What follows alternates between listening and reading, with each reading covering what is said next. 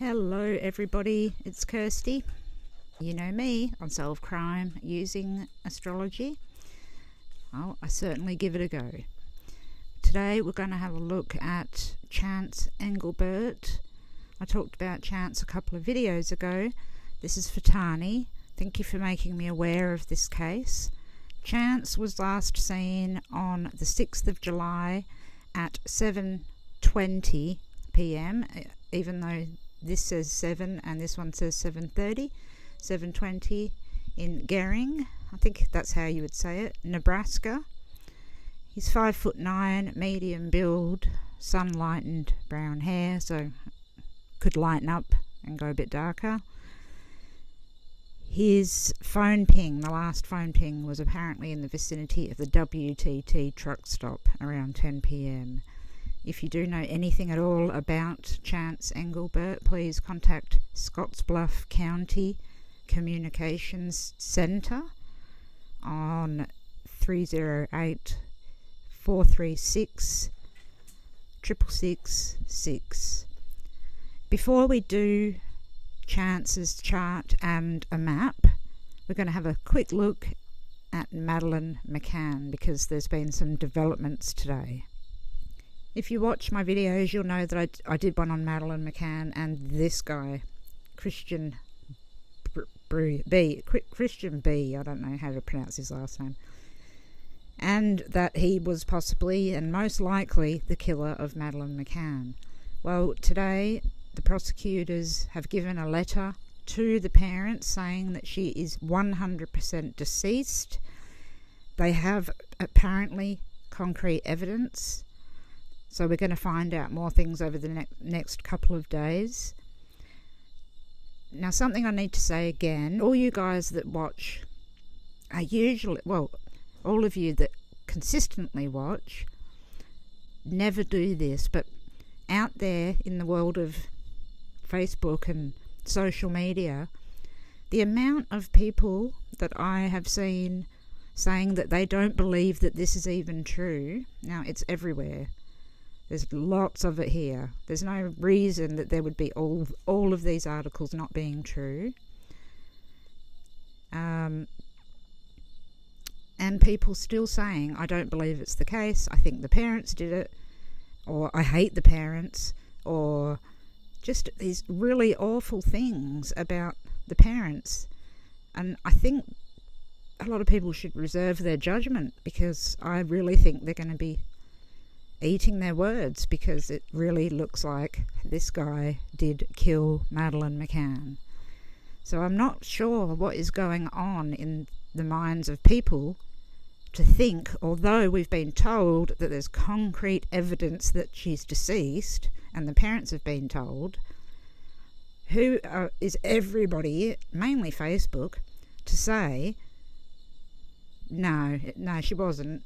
It was her parents, and she was sacrificed.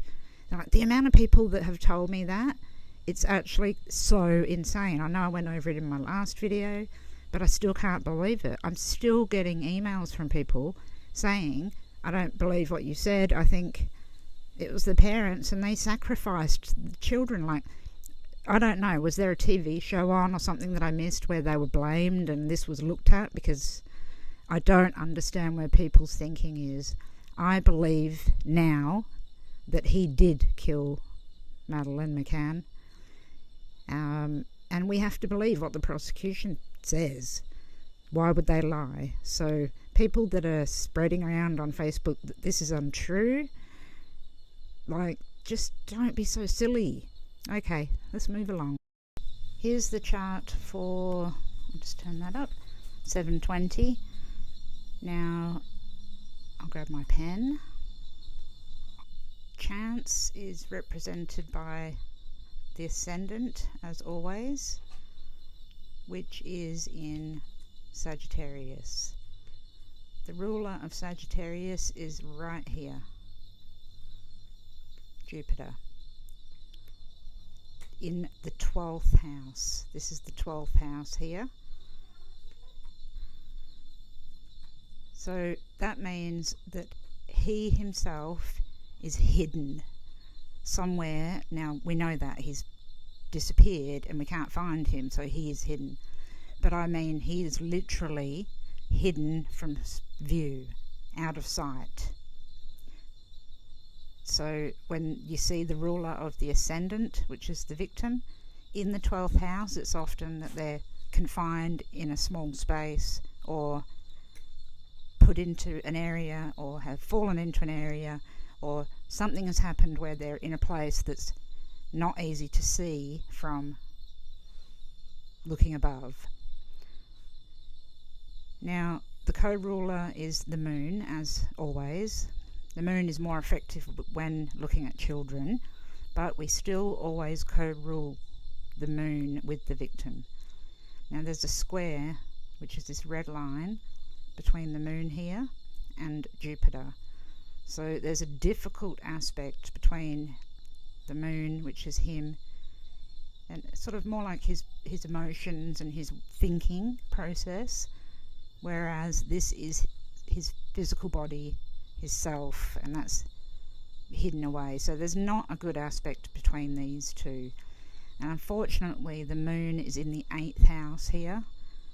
That's the 8th house of death there. It's not a great position to see the moon in. When we look at the 7th house here, oops, we'll get Venus out of there.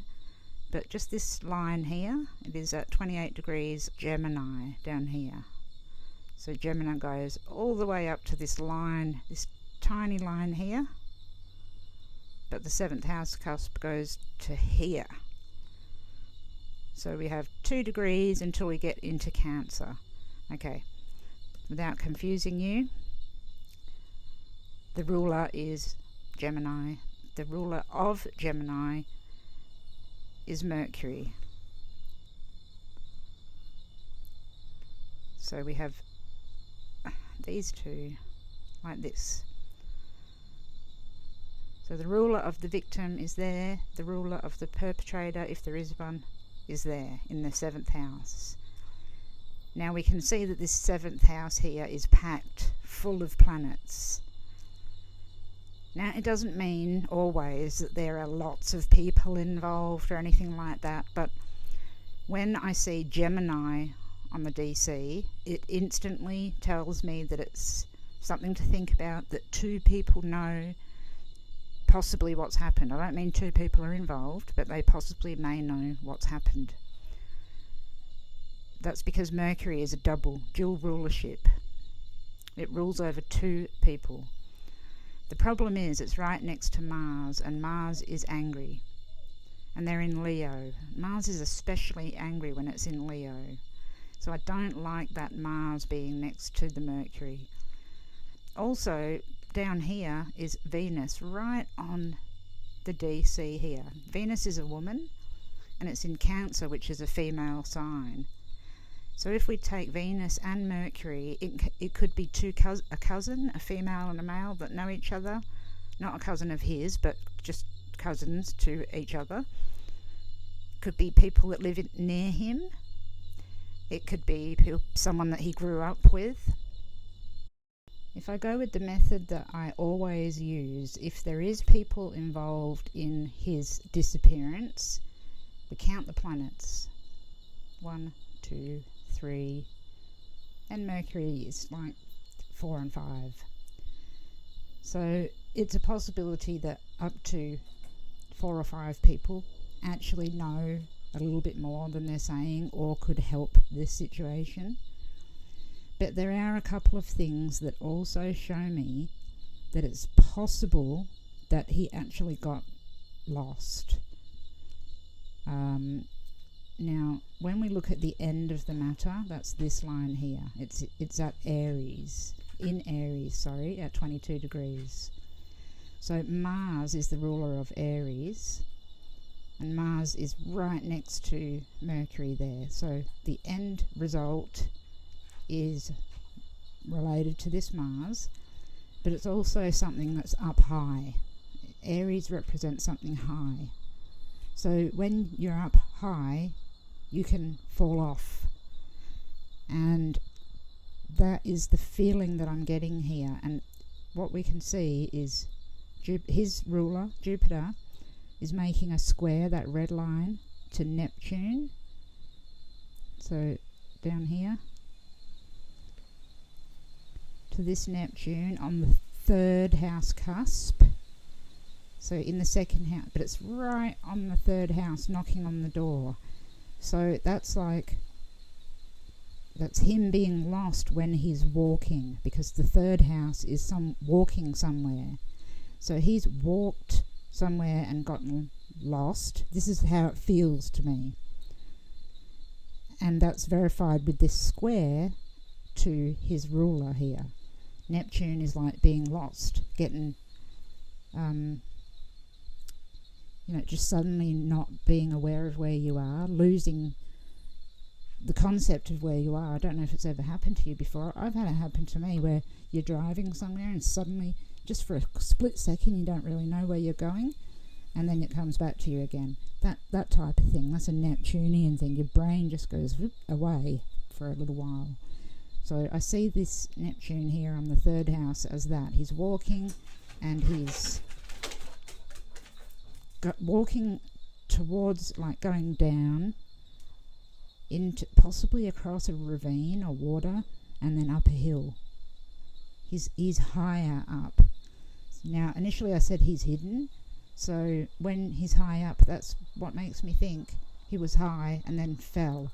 So I think maybe it's possible that he's in a crevice in between rocks.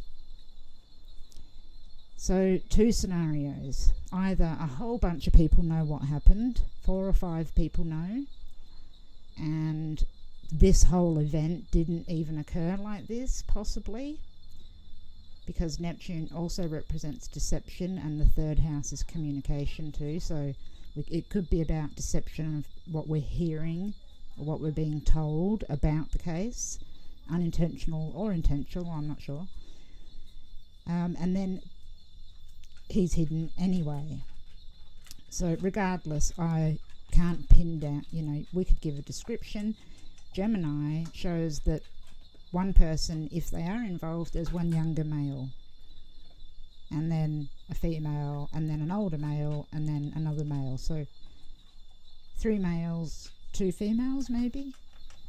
Now that's if someone did something to him. Like I said, my feeling is, and the backup of it is, that Saturn, which is the physical body, is conjunct Pluto in the 1st house. So his physical body, Saturn, is right there in this 1st house, which makes me think, okay, that's not good. He probably is deceased, sadly.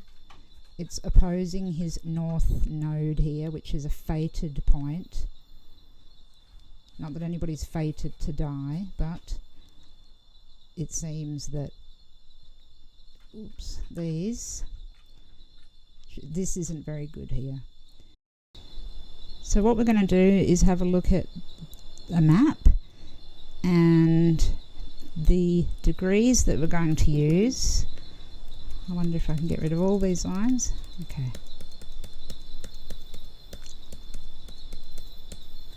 Okay, what I'm going to use is 16 here, so the ruler of chance. 17.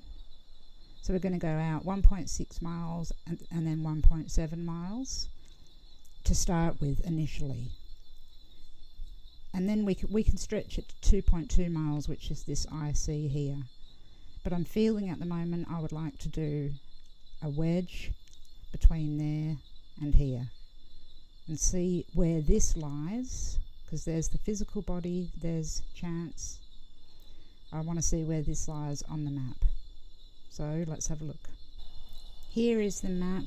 We've got Terrytown, which is where he was. He was last seen on video at this point here on the corner of Terry Boulevard and Stable Club Road. Now, apparently, I'll just go straight to this point. Apparently his phone pinged at this WTT station, and that could be any of this large area here, because there's trucks. It says a truck stop, so there's trucks all through here. So that's, we have to keep that in mind. Okay, so initially we have, so the area that I wanted to do was this area here. There's Saturn and there's Jupiter. It's backwards to what we look at on the chart, by the way. So Jupiter's up here and Saturn's down here, but when we put it on the chart, it's in the opposite direction. But the ascendant line is just coincidentally on the actual ascendant line here. So what you want to do is, this is the 1.7 miles, 1.6 miles, and then 1.7, the two red rings on the outside. Then I've converted all the degrees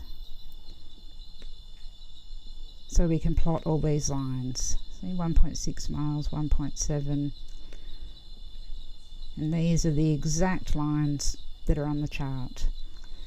So initially we need to see where that starts. So we've got this area here going across over to here. Now it's interesting because I actually have read that they've looked around the golf course, so they have gone down this way, but our lines go above the golf course to the north overlook in this mountainous area. Now the area that I'm interested in is this road, Country Club Road, to the end, and then to this mountain. It seems feasible that somebody could walk it. Let's see how high it is.